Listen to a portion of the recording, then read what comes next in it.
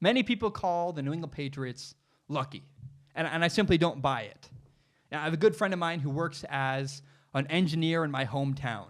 And if you live in my hometown, there's literally only like one place an engineer can work. There's one company where engineers can work.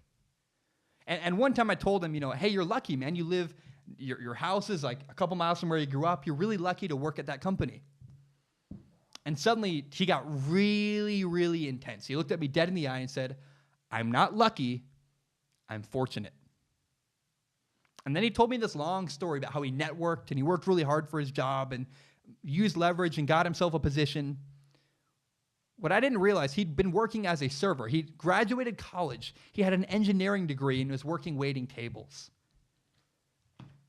But it was worth the investment. He made that job happen. He wanted to be near his family. He wanted to be in my hometown.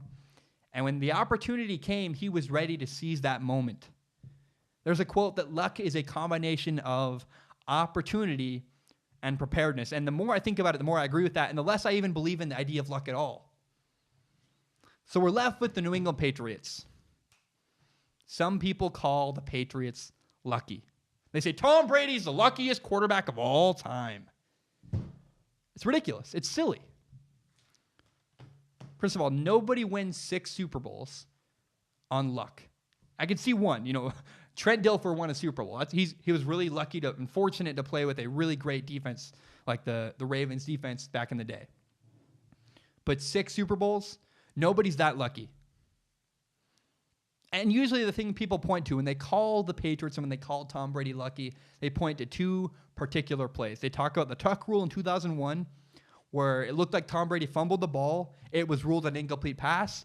It gave the Patriots the ball. They went on to score the game-winning field goal and win the game. That call kept the Patriots alive. People said that was lucky. Or against the Seattle Seahawks. Against the Seahawks, on the 1-yard line with seconds left, the Seattle Seahawks threw the ball on the 1-yard line, threw an interception instead of running the ball with Marshawn Lynch. And people say the Patriots were really, really lucky the Seahawks made that bad decision.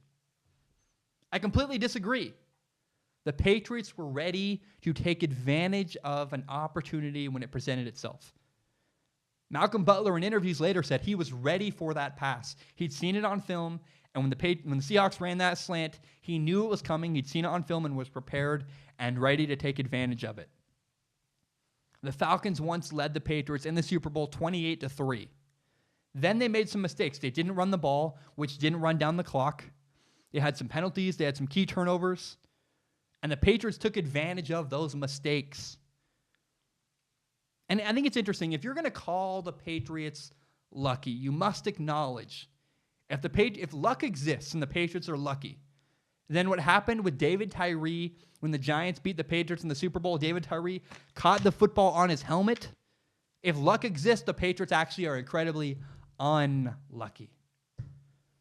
But we can't talk about luck. The Patriots have won 6 Super Bowls. That's not luck. The Patriots have a great culture in place. They have players that listen to their coaches and execute their game plan. And they're also really prepared. If you slip up, the Patriots are ready to take advantage of your mistake. The opportunity you give them, they're ready to take advantage of it. Luck does not exist. The Patriots are not lucky. They're prepared, and they're ready to take advantage of your mistakes.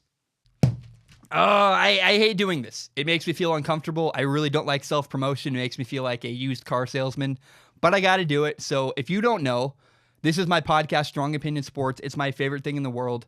And you can subscribe on iTunes, SoundCloud. You can find it on YouTube. You can find the full entire hour-long podcast on YouTube. You can also find shorter breakout clips like the one you just watched. Please do me a favor. If you like anything I had to say, maybe you hate me and you're mad about something, share this podcast with your friends. Share it on Facebook, Twitter, Instagram, whatever you want to do. Help me grow by telling your friends about this show.